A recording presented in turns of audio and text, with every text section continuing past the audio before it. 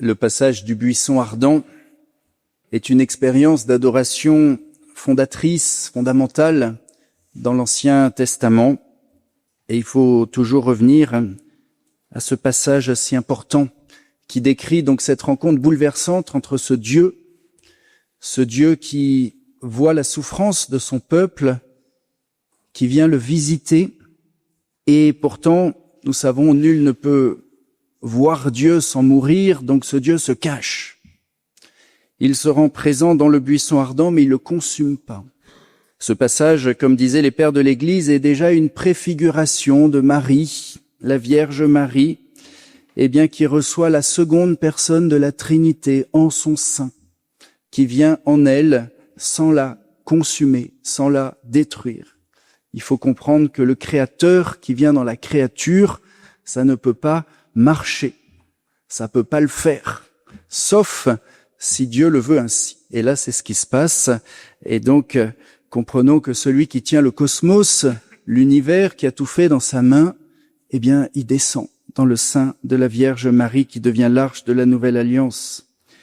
Mais c'est aussi la préfiguration de ce qui va se passer pour nous tous ce matin. Dans quelques instants, quelques minutes, nous allons recevoir le Fils de Dieu, incarné, caché sous les apparences du pain, et qui ne veut pas non plus nous détruire, nous brûler, mais qui veut plutôt nous consumer par son amour, cet amour eucharistique si doux, si humble, mais qui veut brûler tout ce qui est imparfait dans notre cœur.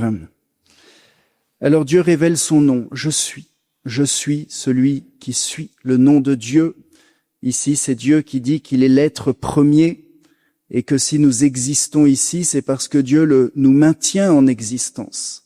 Souvent on dit, mais Dieu m'aime pas, Dieu m'a oublié. Sachez que si Dieu vous oubliait un quart de centième de seconde, votre être disparaîtrait dans le néant immédiatement. Impossible pour Dieu de vous oublier, sinon vous seriez plus là. Donc Dieu nous pense à nous, mais avec cette pensée d'amour qui nous maintient en existence. D'où cette adoration de celui grâce à qui j'existe, qui m'aime. Alors, Dieu révèle son nom et Dieu appelle Moïse par son nom. Et ça, c'est bien sûr notre expérience eucharistique que nous faisons à la messe, que nous faisons dans l'adoration du Saint-Sacrement, où Dieu m'appelle. Il m'appelle pas simplement par le prénom que mes parents m'ont donné, mais il m'appelle en me rappelant que je suis aimé de Dieu. Le fondement de notre expérience chrétienne, enfin un des fondements plutôt, c'est cette découverte de cet amour de Dieu qui se révèle comme le Père, qui me dit « Je t'aime, tu es mon enfant bien-aimé ». Lorsqu'on a fait cette expérience au fond de nos tripes, j'ai envie de dire, ensuite, on est chrétien, on est croyant. Rien ne peut nous empêcher d'avancer. Alors c'est cette expérience que nous faisons dans le silence de l'adoration, où nous sommes renouvelés, nous découvrons sans cesse combien Dieu nous aime et que cet amour, il est personnel, c'est un amour que le Seigneur, Père de toute tendresse, me donne. Alors j'aimerais m'arrêter un tout petit peu plus sur un verset qui est fondamental, capital, et souvent on le lit assez vite dans la première lecture. Dieu, voyez le lien entre adoration et mission, chaque fois que Dieu appelle, rencontre, chaque fois qu'il y a une rencontre, il y a toujours une mission. Ça va toujours ensemble, l'adoration et la mission. On ne peut pas les séparer. Et donc Dieu va envoyer Moïse parler au Pharaon.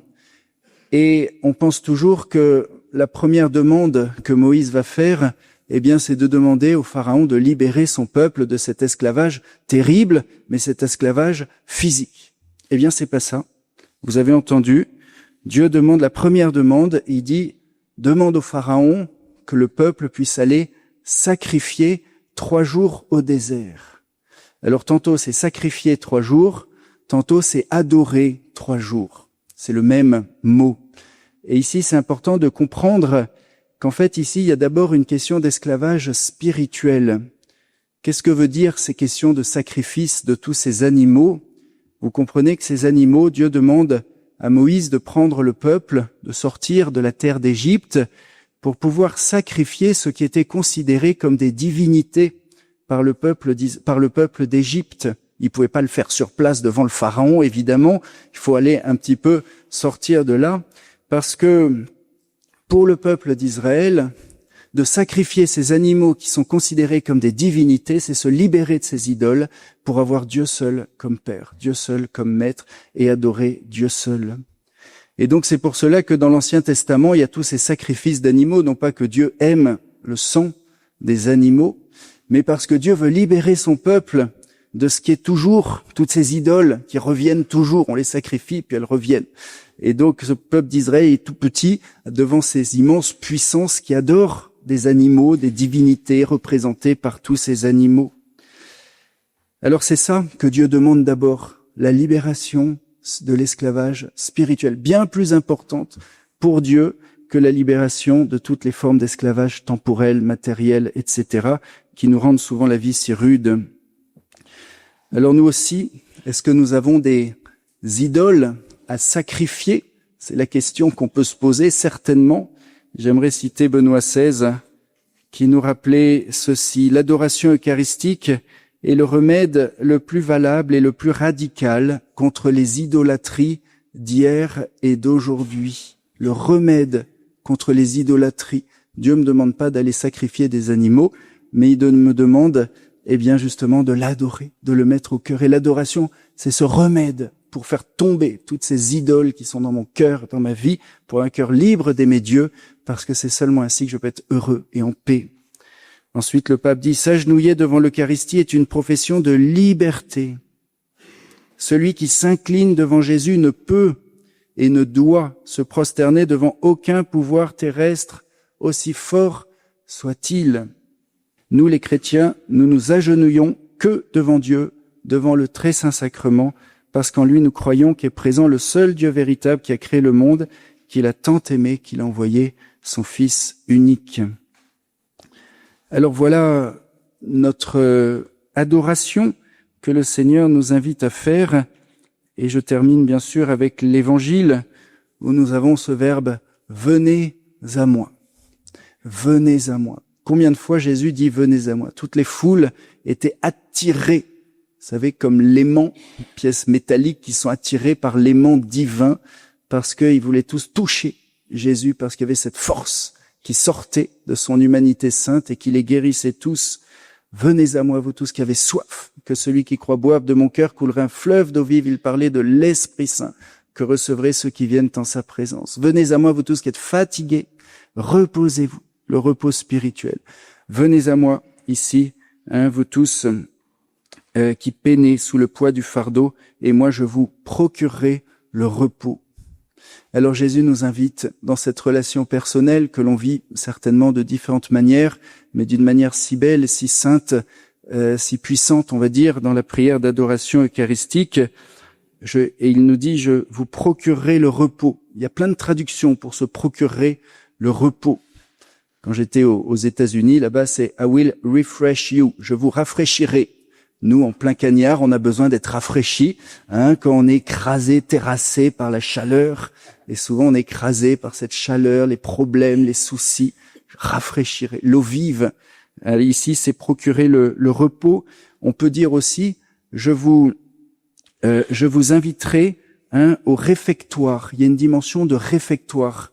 Je vous amènerai au réfectoire divin. Je vous nourrirai intérieurement. C'est un appel à la Sainte Communion, où le Seigneur se donne en nourriture et il veut travailler mon cœur. Alors les deux grandes vertus du cœur de Jésus, je suis doux et humble de cœur. Voilà, si on n'a pas la douceur et l'humilité, on va pas évangéliser.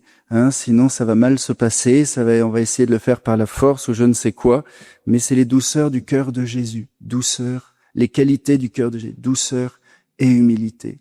Et ces qualités-là, on les a pas, le Seigneur nous les donne par notre adoration, par notre union au Christ dans l'Eucharistie célébrée, reçue, adorée, doux et humble de cœur. Et enfin, voilà, il nous parle de ce joug.